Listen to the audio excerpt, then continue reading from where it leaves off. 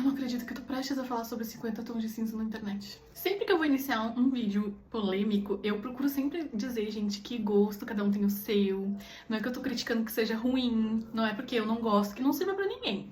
Mantenha isso em mente quando for assistir esse vídeo. Antes de chegar no ponto que eu quero chegar, eu vou dar uma breve introdução sobre as histórias que eu vou citar aqui, que eu acho que é muito importante, até pra quem não conhece, porque alguns livros são um pouquinho antiguinhos. Mas eu acho que é fundamental pra entender pra que caminho que eu estou indo neste momento. 50 Tons de Cinza é um livro que, na minha humilde opinião, e acredito que algumas pessoas devem concordar comigo, o protagonista não é Anastasia Steele. Não é, gente. O protagonista é o Christian Grey. E por que eu digo isso? Pra mim, o protagonista é aquele que tem mais poder de desenvolvimento na história. Não só por ser um personagem desenvolvido, mas porque ter complexidades e coisas a serem desenvolvidas. E em 50 Tons de Cinza, a gente conhece a Anastasia, e a Anastasia, ela basicamente fica rodando em volta do Christian. Como assim, rodando em volta do Christian? Gente, tudo. Ela faz a faculdade e depois serve pra nada. Ela vai trabalhar numa editora, o cara é o chefe dela. Ela vai, não sei o que lá, ele tá sempre lá. Ela começa a viver em volta desse homem. O homem virou a vida dela. E é isso. Eu sinto que ele tá claramente me julgando por tudo que eu tô falando agora, neste momento. E por que eu acho que o personagem do Christian Grey, ele é um pouco mais complexo que a Anastasia? Porque a Anastasia a gente já viu tudo o que ela é, assim, o que ela deseja, não tem grandes ambições antes de conhecer ele, até depois que conhece ele também não tem grandes ambições. Só que o Christian, ele tem todas aquelas camadas que no livro é muito mais porcamente trabalhada, mas que tem camadas, entendeu?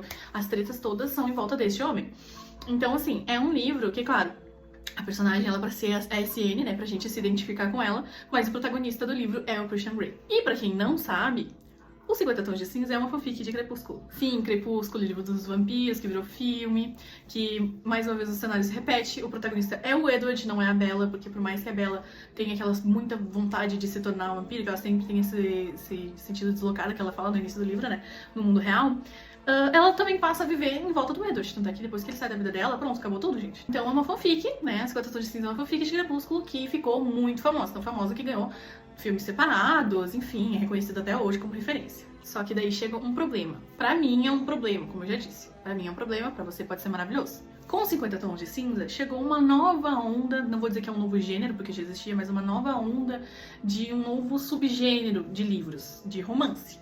E fantasia, porque, né, Crepúsculo. A partir daquele momento que foi lançado um livro, que era uma fanfic de Crepúsculo, que se tornou quase tão famosa quanto, ou até mais, e que tinha tantos elementos mais adultos, sim, é o que eu estou querendo dizer, tinha muitas cenas de sexo, ele foi aceito, tipo assim, mundialmente, todo mundo gostou.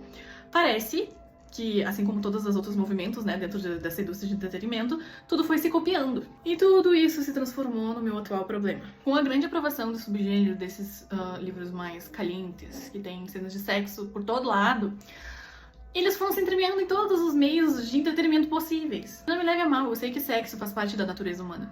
Só que não do jeito escrachado que tá. Porque agora eu vou citar alguns exemplos que talvez sejam muito polêmicos. Pra quem me conhece já há mais um tempinho, sabe que tive minha época da Sarah J. Maas. Eu li o primeiro livro, fiquei encantada. Li o segundo, fiquei super encantada. Li o terceiro, fiquei encantada. Li o quarto, fiquei... tá? Li o quinto e, meu Deus, que desgraça foi essa? E não é possível que somente eu e um pequeno grupo de pessoas tenham notado essa mudança de tom drástico dos livros da Sarah J. Maas. Porque o que antes era usado como tempero, porque sim, eu também fiquei muito vidrada no capítulo 55 do terceiro livro, ele acabou... Sabe quando tu salga a comida? Parece que a Sarah J. Maas começou a salgar todas as comidas que ela já fez na vida dela, entendeu? E aí... isso me levou a alguns abandonos de livros. E sim, eu estou falando sobre a trilogia da Bryce. Por mais que eu tenha me confundido um pouco também com a história, a gente sabe que todo início de livro de fantasia é desse jeito. A gente sempre vai se confundir com o início porque é tudo muito complexo, gente, a gente tá vendo o mundo do zero. Então é normal. Mas a quantidade de referência ou de cenas ou de menções a sexo me deixa extremamente cansada. Eu fico cansada, gente, eu não fico com nojo, eu fico cansada.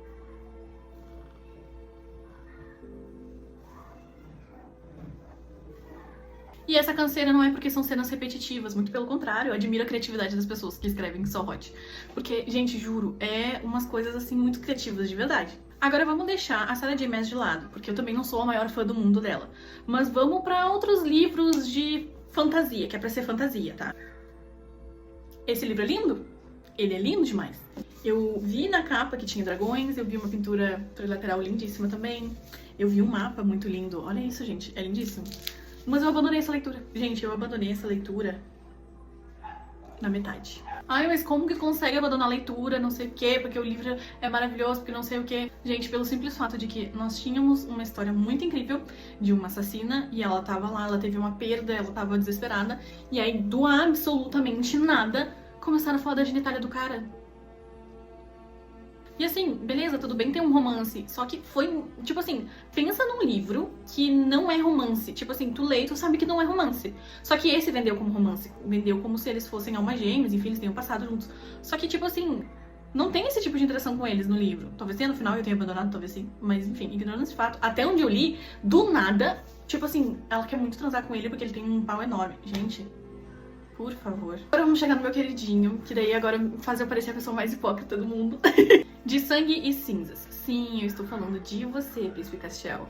Este homem fez eu ficar viciada nesse livro, acho que por uns 3 meses seguidos. É um livro, pra quem não sabe, de vampiros e lobisomens, lupinos e atlânticos, enfim. E ele é muito bom.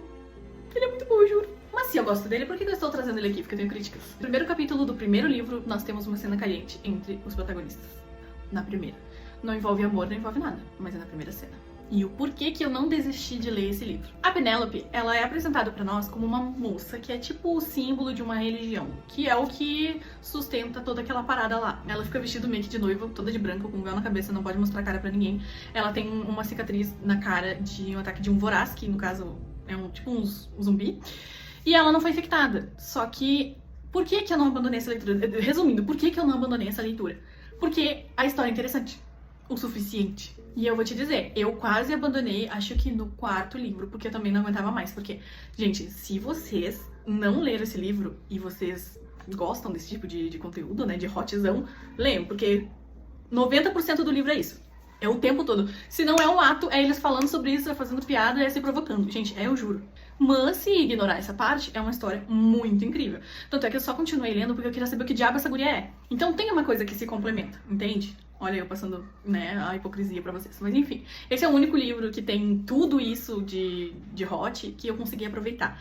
Por mais que esteja ficando maçante. Então, por favor, Jennifer, faça um livro mais leve, né? Tira essa tua mão pesada do hot e bota a mão na consciência, faz um plot bom no final dessa saga, por favor.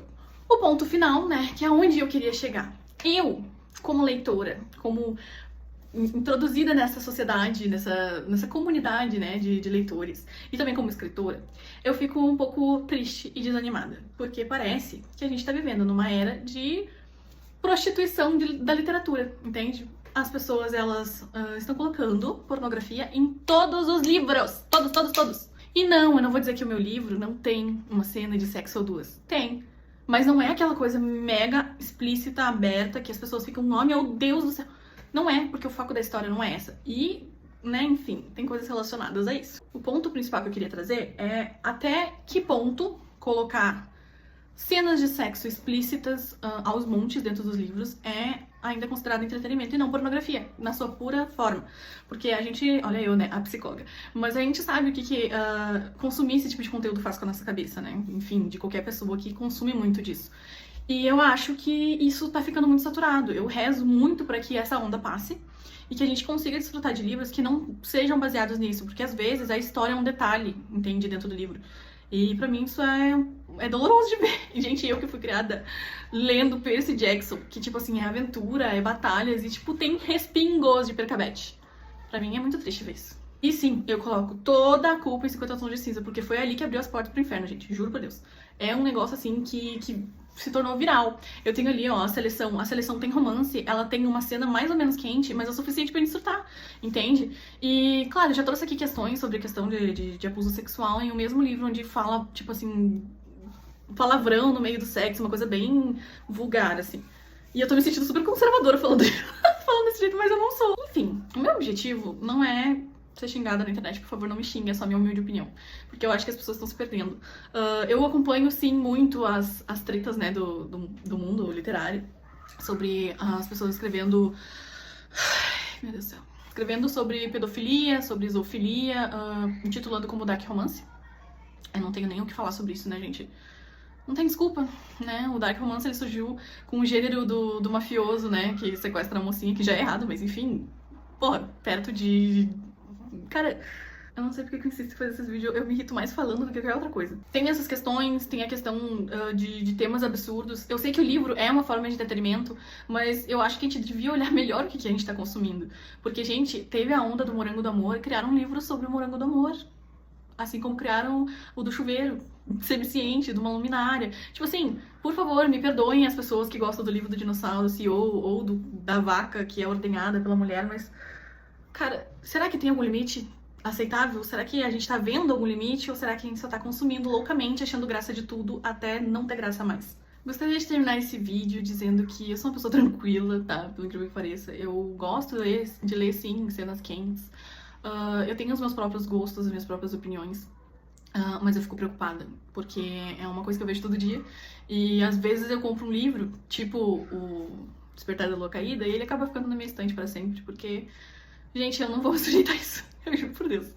E talvez seja polêmico, mas eu também abandonei Quarta Asa pelo mesmo motivo, por mais que a história tenha começado muito bem. Ela não me cativou o suficiente para eu aguentar as cenas de sexo. E essas frases super prontas, eu sei que é pra causar, ai meu Deus, ai, Xaden, como ele é sexy. Só que não funciona comigo, talvez eu esteja morta por dentro. Mas eu acho que isso banaliza muito as histórias, e eu sinto muita falta de ler histórias fantásticas que tem um romance, mas que o romance seja um complemento, não que seja a parte principal. E que esses universos tenham a chance de me mostrar o que eles, né, o que eles vieram me servir. E que é isso, gente, porque assim, a maioria dos livros esses...